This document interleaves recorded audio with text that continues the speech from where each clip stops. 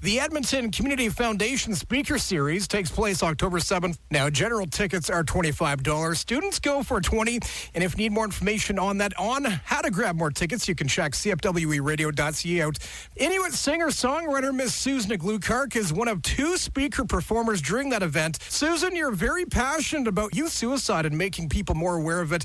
There are some staggering facts in northern communities, including your own hometown of Nunavut. Your latest project is called Arctic Rose Cry. Tell us more about that. Well, the Arctic Rose Cry is a social media campaign, which is just one part of it. But the idea of the social media campaign is to raise awareness and to connect some dots, the dots being to challenge our leaders in the area of if we can put this much time, energy, resources into industry, we need to do the same, at least the same for the issues that are plaguing our northern communities. And the hashtag War Cry is just to collect support to get that campaign up and running. But also, I was up in Rankin Inlet in Nunavut to launch our first and hopefully annual creative project around International Suicide Prevention Day. And that this project was a traditional dance flash mob to Hinanaho and the war cry in that song, and it was a very successful event. So it's a combination of things that I'm working on in the area of suicide prevention and intervention. Susan, with the success you've had over the years, how do you stay true to your roots? Well, I'm home a lot. I mean, I grew up, all of my childhood up until my early adult years in Nunavut, so I was there until my early 20s, and I'm there quite frequently visiting my siblings or my parents, and I still go and do a lot of things back home. So it's probably always going to be a big part of my life, but also it's such a big source of my writing that even if I'm not there in body, I'm there in spirit to write about and to talk and just do whatever I can to give back to it. A couple of years back, you labeled yourself in the past as an accidental artist. What did you mean by that?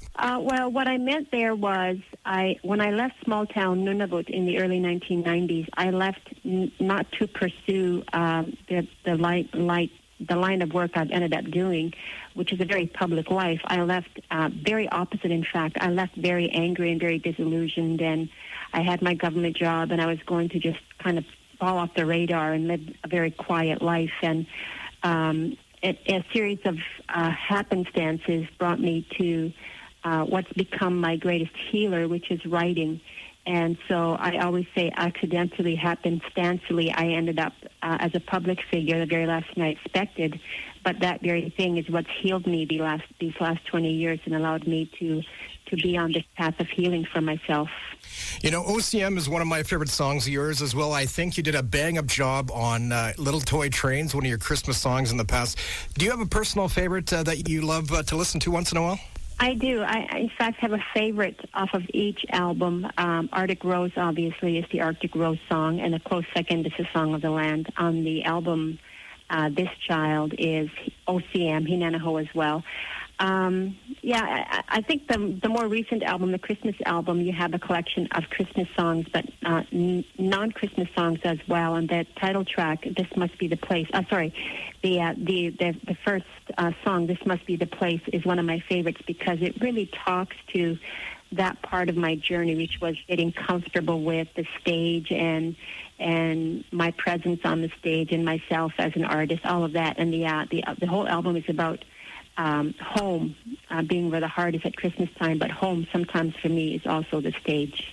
And that's one of my favorites for that reason. Your ultimate message, Susan, is to learn to be yourself, believe in that person. It's very important to get across. Was there ever a time when you didn't know who you were?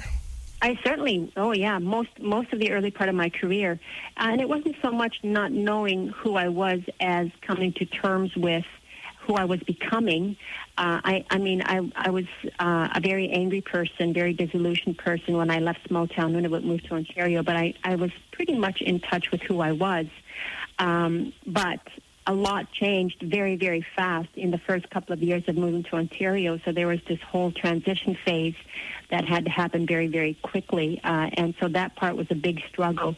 But after making the big choice or the big commitment, it got a bit clearer as to what that path was and how to stay on that path. You're coming to Edmonton October 7th for the Community Foundation Speaker Series in McLeod Theatre, highlighting Aboriginal women and the arts. Why is it important for you to be here for this type of event? I think our stories are very important. I love the opportunities to shed some light on who I was and who I've become, and the journey in between, and the songs that were inspired on that journey. And I think it's important for people to hear the difference between who they think we are and who we actually are. And I think a lot of barriers come down when people realize that the dream or the passion is what drives us. It's what makes us who we are. And it isn't the end goal so much as the journey, and people need to hear those stories. And I'm very excited about sharing those opportunities to share that story. That is Inuit singer-songwriter Susan Aglukark joining us this afternoon. Now, again, Susan alongside Georgina Lightning will be in Edmonton October 7th for the Edmonton Community Foundation Speaker Series. Tickets are going to go fast for this, so make sure you head on over to our CFWE website.